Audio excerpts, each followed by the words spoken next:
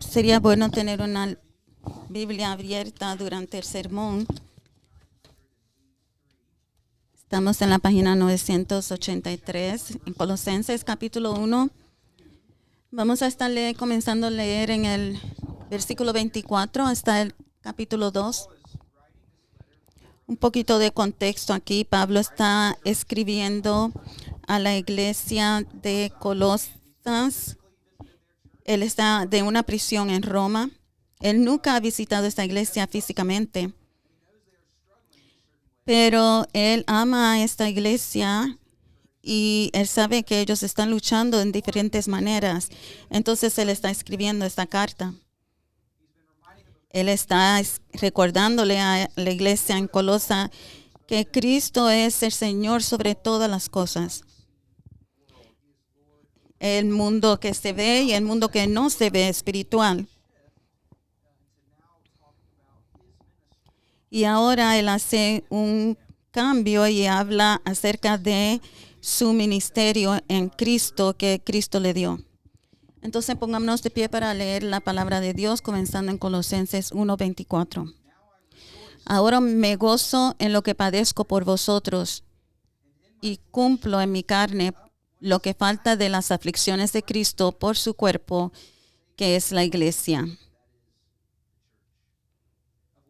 de la cual fui hecho ministro según la administración de Dios que me fue dada para vosotros, para que anuncie cumplidamente la palabra de Dios, el misterio que había estado oculto desde los siglos y edades, pero que ahora ha sido manifestado a sus santos, a quienes Dios quiso dar a conocer las riquezas de la gloria de este misterio entre los gentiles, que es Cristo en vosotros, la esperanza de gloria, a quien anunciamos amonestando a todo hombre y enseñando a todo hombre en toda sabiduría, a fin de presentar perfecto en Cristo Jesús a todo hombre. Para lo cual también trabajo luchando según la potencia de Él, la cual actúa poderosamente en mí. Porque quiero que sepáis cuán gran lucha sostengo por vosotros y por los que están en la Odisea, y por todos los que nunca han visto mi rostro, para que sean consolados sus corazones, unidos en amor, hasta alcanzar todas las riquezas de pleno entendimiento, a fin de conocer el misterio de Dios, el Padre y de Cristo, en quien están escondidos todos los tesoros de la sabiduría y del conocimiento. Pueden sentarse y tomar unos minutos para reflexionar en la palabra de Dios.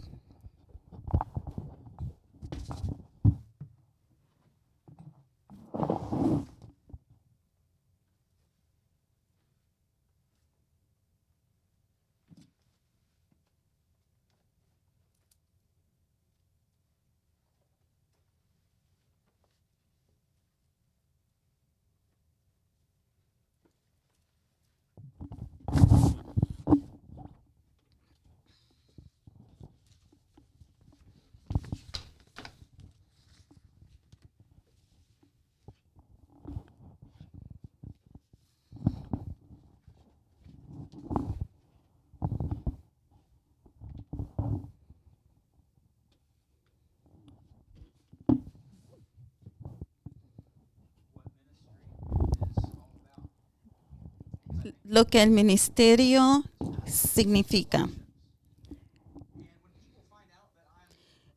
Esto es lo que estamos hablando en Colosenses. Y cuando algunas personas descubren que soy un pastor, me preguntan qué me hizo entrar al ministerio. Y esta es una historia larga, pero comienza en el verano del 2012.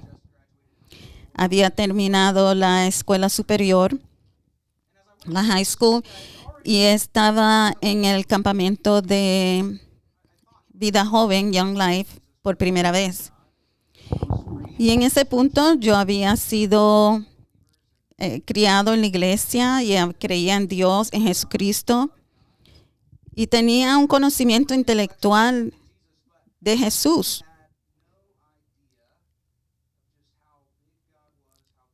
Pero no tenía ninguna idea de tan grande que era Dios y tan hermoso que era Dios.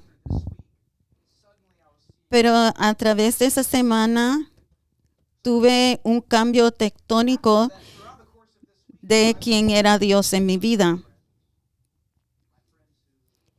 Y dejé de ver a Dios en blanco y negro y comencé a ver a Dios en color de alta definición. Fue una transformación increíble de salvación.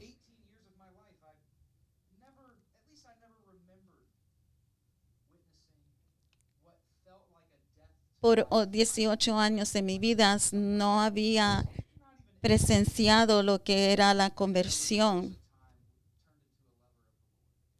y me transformé en un amador de Dios.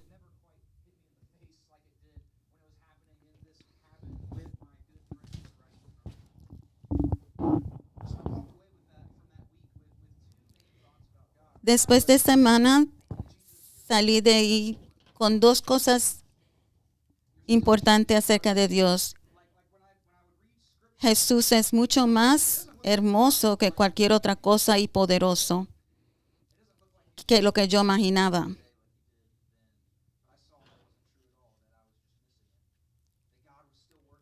Y reconocí que Jesús todavía estaba obrando en los corazones del hombre. Y lo segundo es que ahora tenía yo una hambre para ver a otros también venir a Jesús. Y quería ver que eso sucediera de cualquier manera que yo podía hacerlo lograr.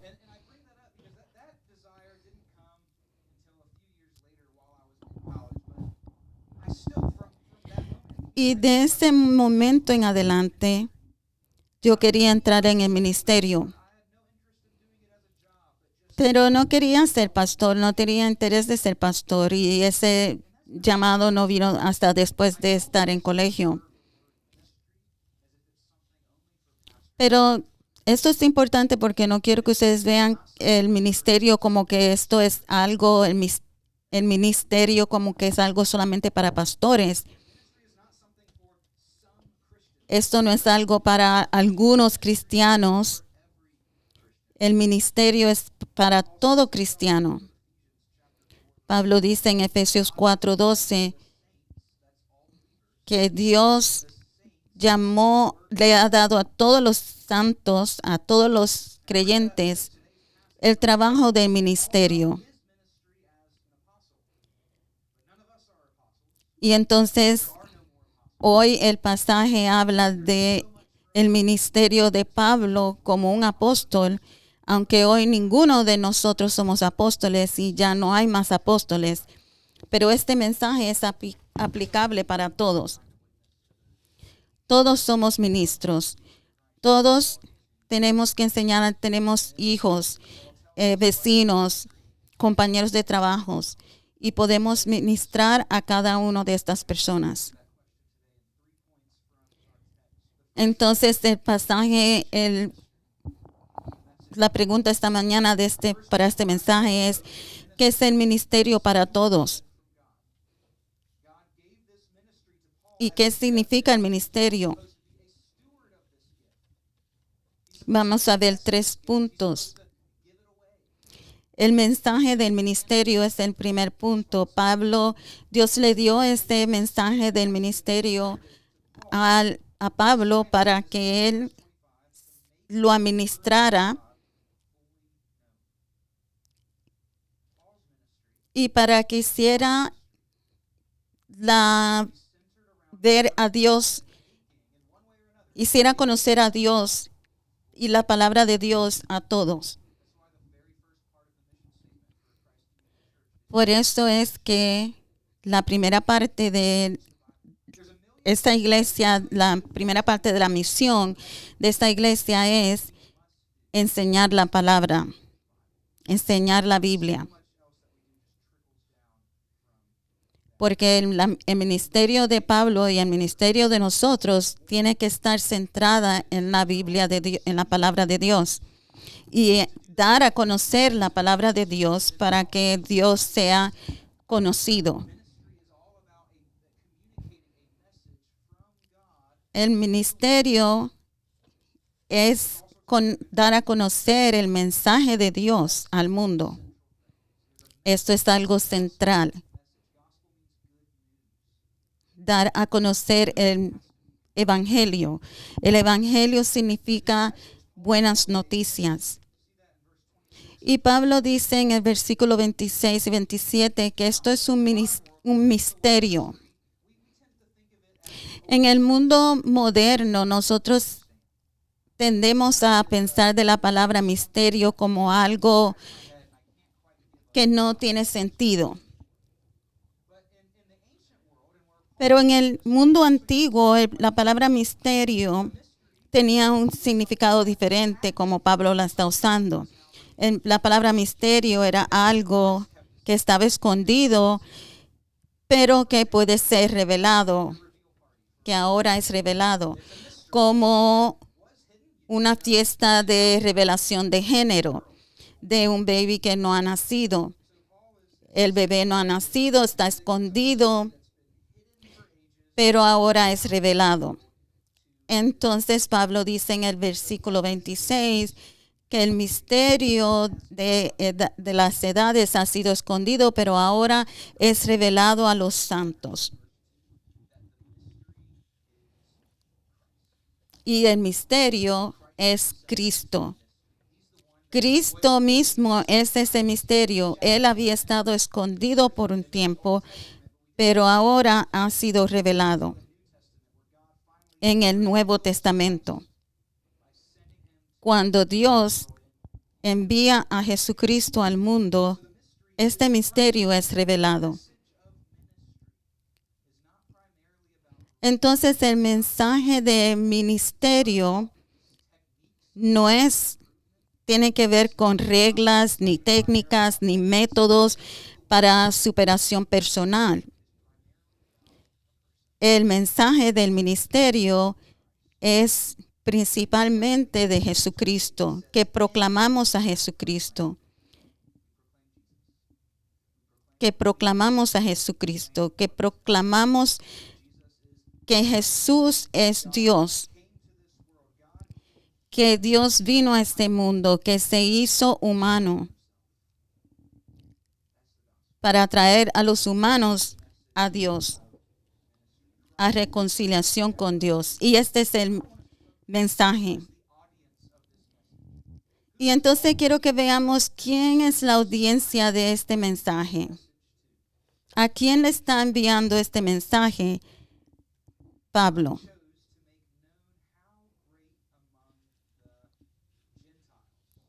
En el versículo 27, Pablo dice, a quienes Dios quiso dar a conocer las riquezas de la gloria de este misterio entre los gentiles. Entonces, ¿quiénes son los gentiles? Cualquier persona que no es judío, esos son los gentiles. A través del Antiguo Testamento, la única nación que tenía el conocimiento de Dios era Israel. Israel es más pequeño que 47 de los estados en los Estados Unidos. Es solamente un rayito de luz en este mundo de oscuridad. Pero Jesucristo no solamente vino para los judíos, Él también vino para los gentiles. Sí, ellos tenían algún conocimiento de Jehová aquí y allá, pero ellos también adoraban muchos dioses ajenos. Ahora, muchos de nosotros aquí no somos israelitas étnicos. Y mirando aquí a la congregación, muchos de nosotros somos descendientes europeos.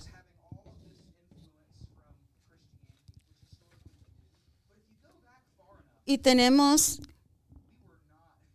una idea de cristiandad.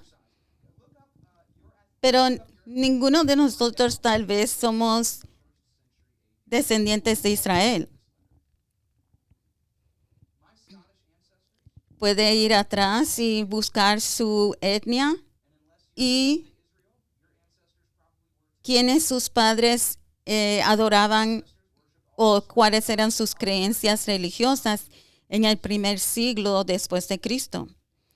Y tal vez van a descubrir, como yo, que mis ancestros escoceses eran politeístas paganos.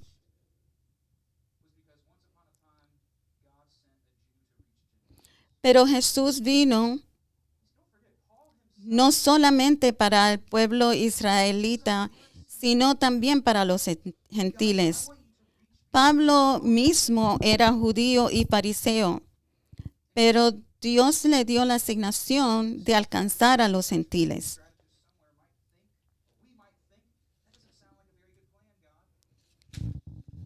Algunos extrajetistas dirían que esto no era un buen plan, porque estamos aquí mirando la inclusividad del Evangelio.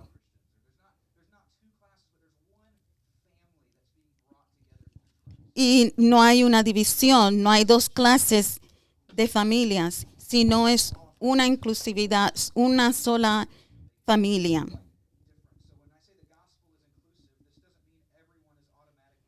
Entonces, quiero dar un contexto aquí a la palabra inclusividad. Esto no significa que todo el mundo es automáticamente salvo, pero significa que todo el mundo es invitado al arrepentimiento. Todo el mundo es invitado a la salvación.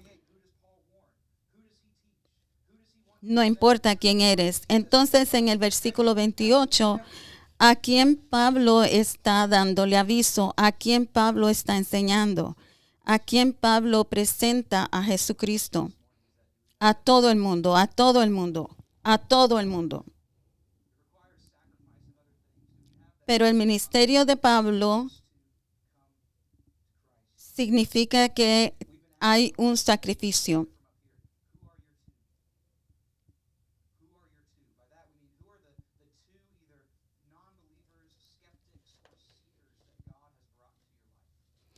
Entonces, a través de este sacrificio requiere mucho de nosotros. Y a través del ministerio de Pablo estamos hablando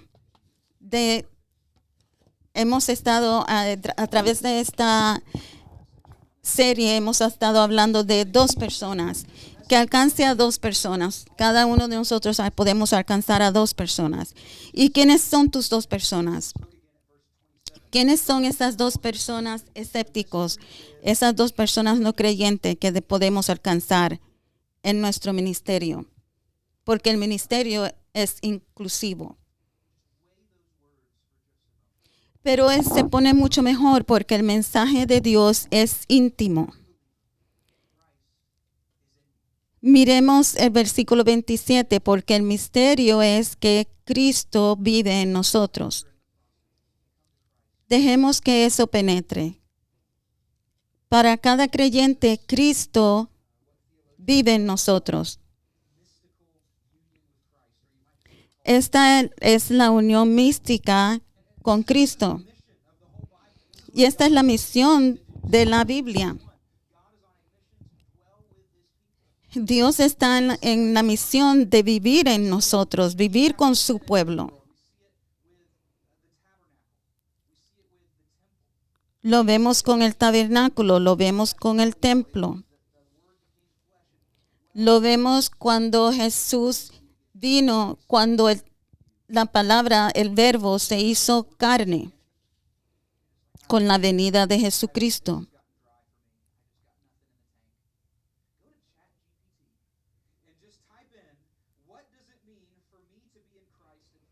Si usted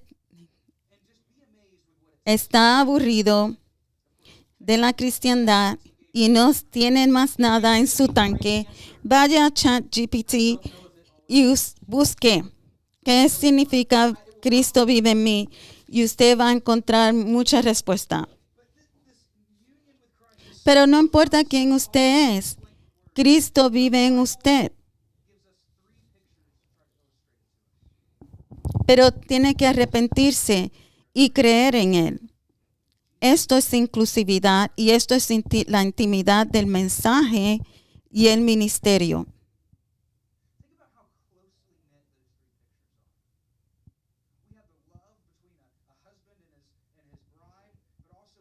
Entonces, ¿qué tenemos que desear de este ministerio? ¿Qué es lo que sucede? Del punto de vista de Pablo,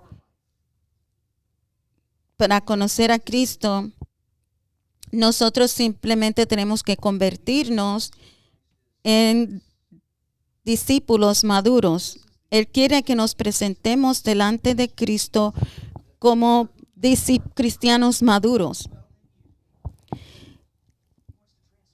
Porque Él quiere transformarnos y quiere vivir en nosotros. Y todos están invitados.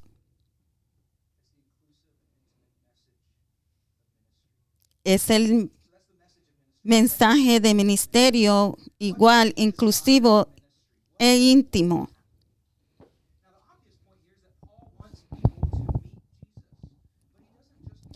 Entonces recuerden que Pablo no solamente está escribiendo esta carta porque quiere convertidos, no solamente queremos simplemente convertidos, queremos discípulos maduros. Recuerden que Pablo está escribiendo esta carta a cristianos, los cristianos en Colosa. Y él está recordando a ellos de Cristo.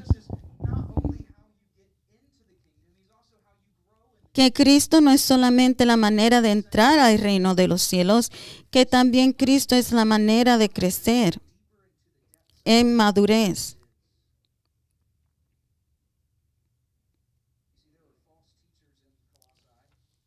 Tenemos que entender que en Colosa había maestros falsos.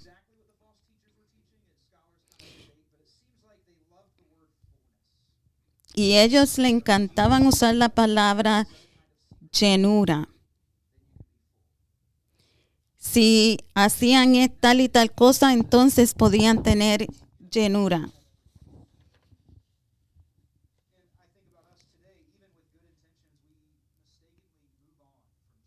Y pienso de nosotros hoy día, que aun con nuestras buenas intenciones muchas veces nos movemos lejos de Jesús. Y a veces pensamos que necesitamos algo más que Jesús, aparte de Jesús, para tener una conexión más llena o más profunda. Y entonces buscamos una teología más sistemática o una cultura diferente. Buscamos profecías.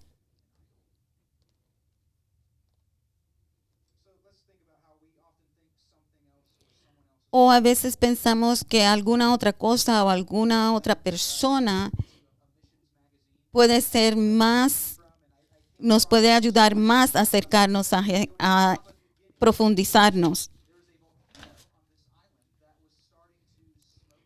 Entonces,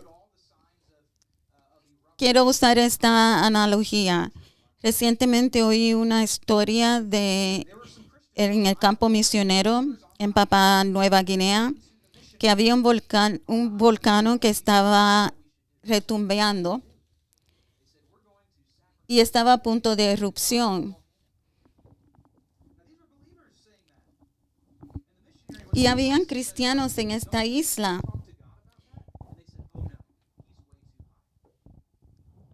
Y fueron al campo misionero y fueron al misionero que estaba presente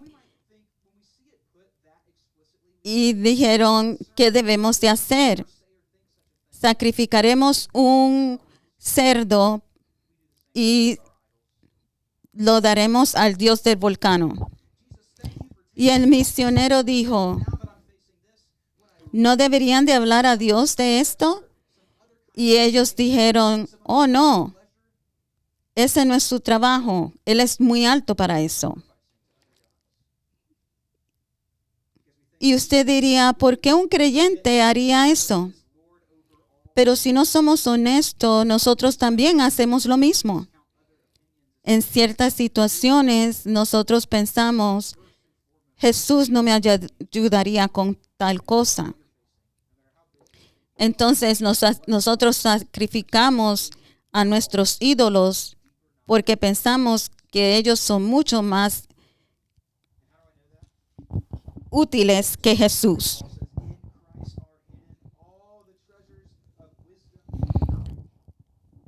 Pero mis amigos, no importa cuál sea el problema, nadie es más grande que Jesús. Nadie te puede ayudar más que Jesús. ¿Cómo sé esto? Porque en Cristo están escondidos todos los tesoros de sabiduría y conocimiento. Dice en versículo 2:3, en el capítulo 2:3 de Colosenses.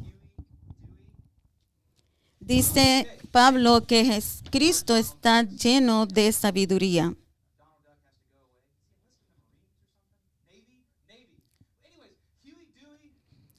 Me recuerda esto de un show de televisor que veía cuando pequeño. Eran unas cómicas.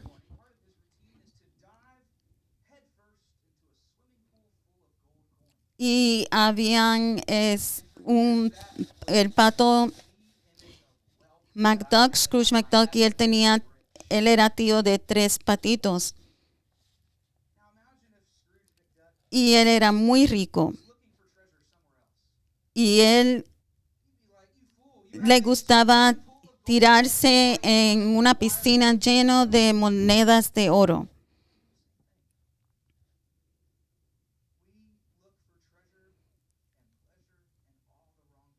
Ahora imagínese que él fuera a buscar oro en otro lugar. Pero muchos de nosotros buscamos oro en otro lugar en vez de buscar en Cristo. Cristo es esa piscina de oro.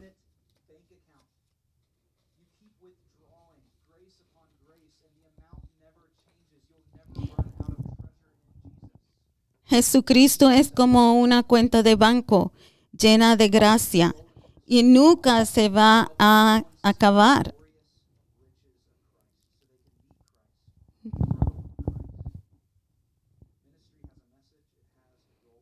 El ministerio tiene un mensaje, tiene una meta, pero también tiene un costo. El costo del ministerio de Pablo le fue bastante caro. Él dice 2 veces que él luchó por el pueblo, por ellos. En la palabra griega usa la palabra agonizante. Y él usa esta palabra como en los juegos atléticos, que también estaba luchando como si estuviera en un juego en una lucha libre. Pablo está luchando con el pueblo de Dios para enseñarle la palabra de Dios.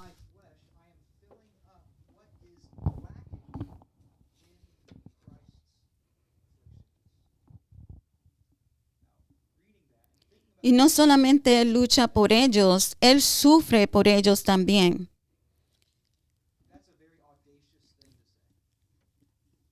Él sufre por ellos y en su cuerpo él está lleno por la falta de las aflicciones de Cristo. Esto es algo muy audaz que decir. ¿Qué significa esto? ¿Será que algo falta del sacrificio que Jesucristo hizo en la cruz? No hay nada que falte del sacrificio de Jesucristo en la cruz. No hay nada que Pablo tuviera que hacer para terminar o completar el sacrificio de Cristo en la cruz.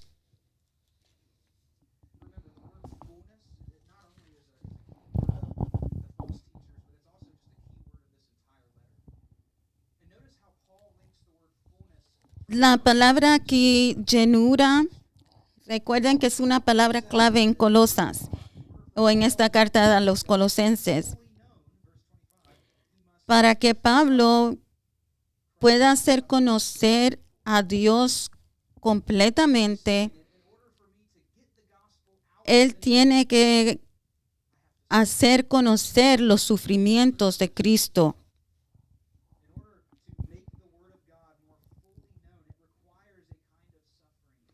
Para hacer conocer la palabra de Dios completamente a este pueblo, requiere conocer los sufrimientos de Cristo completamente. Pero esto se pone más, se profundiza más. Pablo habla de cómo el sufrimiento de Pablo está conectado con los sufrimientos de Cristo. De una manera u otra, cuando Pablo sufre, se llena el container de sufrimientos de Cristo. ¿Cómo es esto? Esto nos regresa otra vez a ese misterio íntimo que Cristo está en nosotros y Cristo estaba en Pablo. Y los dos están conectados íntimamente. Los dos están tan unidos que los sufrimientos de Pablo son los sufrimientos de Cristo. Y recuerden que esto comienza desde la conversión de Pablo. ¿Recuerdan la conversión de Pablo? Pablo está de camino a Damasco y él queda ciego porque ve una luz y Jesús le dice: Saulo, Saulo, ¿por qué me persigues? Y él dice: ¿por qué me persigues a mí? Jesús no dice: ¿por qué persigues a mi pueblo? Jesús dice: ¿por qué me persigues a mí? Porque Jesús está conectado íntimamente con su pueblo, con la gente. Entonces, cuando nosotros sufrimos, no sufrimos solo. Sufrimos juntamente con Jesús. Jesús sufre con nosotros. Jesús sufrió con su pueblo cuando Pablo estaba persiguiéndolo. Y ahora Pablo, un creyente, está en una prisión romana. Y Pablo sabe que Jesús está sufriendo con él. El ministerio de Pablo les costó mucho. Él estaba en esta prisión. 4 veces él estuvo encerrado en una prisión en Roma y fue golpeado hasta casi el punto de la muerte y sufrió náufrago y fue abandonado por sus amigos más cercanos.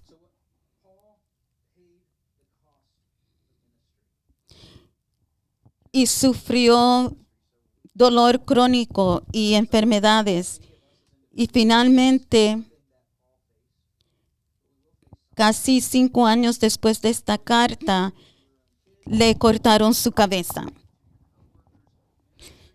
El ministerio de Pablo tuvo un precio.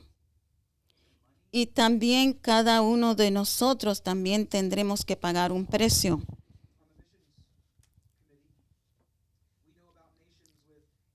Ya sea el ministerio con nuestros vecinos, con nuestro compañero de trabajo, con nuestros niños. El ministerio nos va a costar tiempo, sueño o dolor de corazón.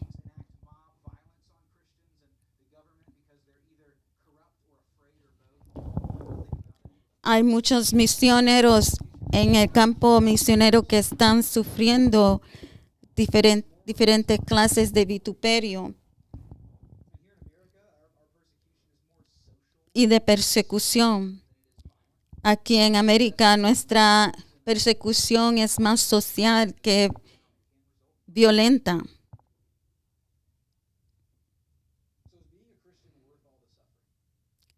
Entonces, ser cristiano vale la pena todo este sufrimiento. Contestar el llamado al ministerio vale la pena todo este sufrimiento. Y Pablo dice absolutamente. En el versículo 24, él dice que se regocija por sus sufrimientos. ¿Y por qué Pablo se regocija por estos sufrimientos? Porque conoce el misterio de la conexión íntima, de la relación íntima con Jesucristo. Y la esperanza de gloria que vive en él. Pablo sabe que en el otro lado de la vida está y de la crucifixión está la gloria de vida y de resurrección. Pablo sabía que no importa lo que costara su ministerio, ese costo iba a ser retraído de una cuenta infinita. Imagínese tener una cuenta de banco infinita, que usted podría sacar $1 millón todos los días y esa cantidad nunca cambiaría. Podía sacar lo que quisiera y nunca cambiaría la cantidad. Y usted tuviera tanto gozo dar todo lo que pudiera dar. Y entre más usted da, más crece la cantidad. Ese es el misterio del ministerio. El misterio del ministerio. Es tener a Jesucristo como el tesoro verdadero. No importa el costo. Y regalando a Jesús a todos, regalando el misterio del ministerio a todos.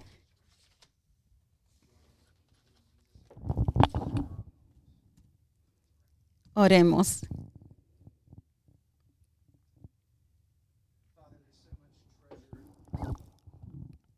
Dios, hay mucho tesoro en este pasaje.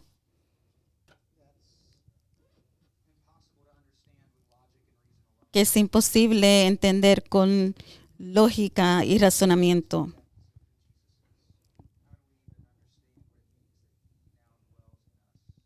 Ayúdanos a entender lo que es que Cristo vive en nosotros, mora en nosotros.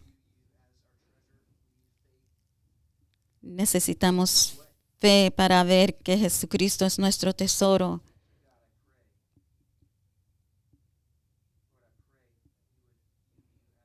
Y dar de ese tesoro a otros.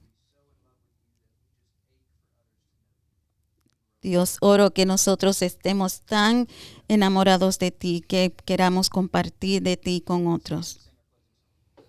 Pongámonos de pie para cantar nuestra última canción.